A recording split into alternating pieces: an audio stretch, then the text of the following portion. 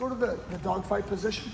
So the dogfight position is the same, but your guys are on your knees. So the relationship looks like this. You're next to each other. One guy has the wrestler's seatbelt, and the other one has the wizard. Okay?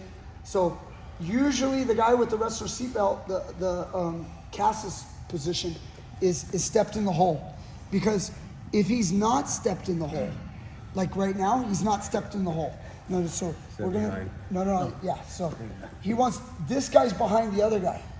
If they're not entangled with that grapevine, let's say you step out of the grapevine, and they're like this, usually Jesse can just square up. And that's usually what Jesse will choose. He'll square up. But usually he'll be a little more greedy than that. He'll go to a front headlock. Just go to front headlock. So, and you'll notice Cass's control over the waist, can you rewind a little? It's just not sufficient most of the time. So when Jesse wants to turn, he raises his posture in his head and he goes here. Now it is possible during that exchange for Cass to possibly hit a body lock. Like, so he raises up with a body lock and bear hugs. So as long as that doesn't happen to Jesse, Jesse's pretty happy. So Jesse just needs to sufficiently sprawl, break that grip, and then spin to the front. And that's outstanding for Jesse. So the way Cass fixes his positioning is he's like, man, I'm gonna hook that leg. So he goes over and hooks that leg. And now Jesse wants to square up, but he can't. If he even tried, it would be a huge mistake. Because when he goes for the head, Cass would just tackle the far knee and he'd fall over. Like, it's just not gonna work. He's already got, so Cass is happy. He's like, man, in this war that we're going through, I've already conquered that leg. Cass is like, I've conquered that thing. I've hooked it. You're not getting away from me. You know, what if Jesse said, I want to run away? He bails on the wizard and starts to run. Cass just grabs on him, hugs him, and he climbs up on the back. You guys see that? So he's capturing, think about that. He's the invading army, and he's now captured this leg. And now Jesse's in defense mode. Of course, this can quickly turn to offense, but this is now defensive positioning slightly at this moment. First things first, Cass, he would love to get that ankle. If he could reach that ankle with his right hand, no, that's your left hand. Yeah, there you go. There you go. Your other right. Yeah. There you go. If you can capture that ankle, it's a done deal. I mean, he's taken out both of the legs. The wizard loses all of its power. Cass simply pushes a little bit and he falls. So Jesse says, all right, I know that that's important. I got to stand up. So he stands his right leg up. And even if the left knee is down, as long as the right leg is up, he can create some torque on that wizard. And now Cass drives into him, but feels like, man, I'm kind of running into a brick wall. You know, it doesn't seem to work. I can't really accomplish my goals from here. Where am I going to go? How am I going to deal with this? And this is where the dogfight becomes the dogfight. Look at this. Just study it. They both have their hand down. They both have their outside leg up. There's a force going into each other. If Jesse wins, he's going to drive Cass so hard that Cass will crumble. If Cass wins, he's going to drive Jesse so much that Jesse crumbles. Let's just say he brought the leg a little closer and you started to push and it became enough force that Jesse dropped to his right knee. Like just push, you'll topple him over, you know?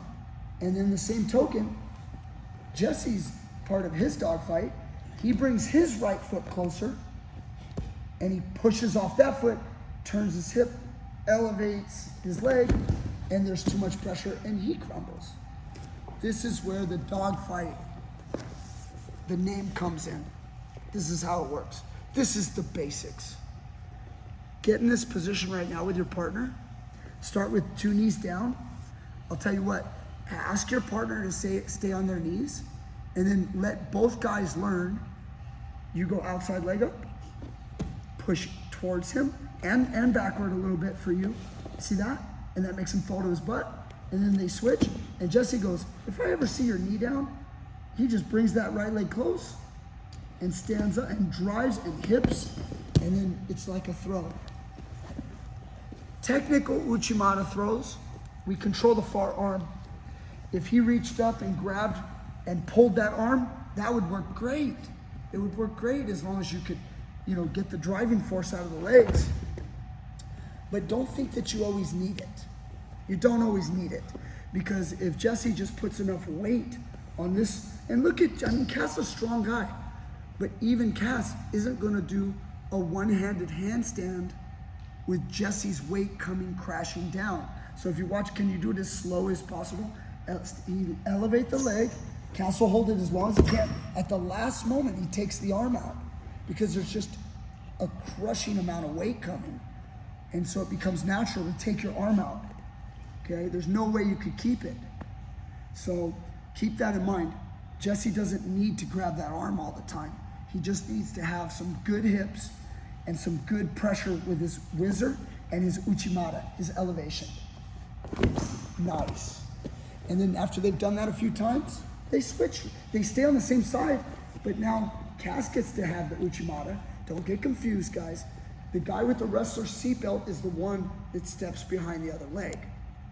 I'll say this, if Cass was behind Jesse right now, just no, don't change the whizzer, but if Cass would be the one mostly considered out of position, because now Jesse has the underhook, your whizzer, notice how little whizzer pressure you can apply.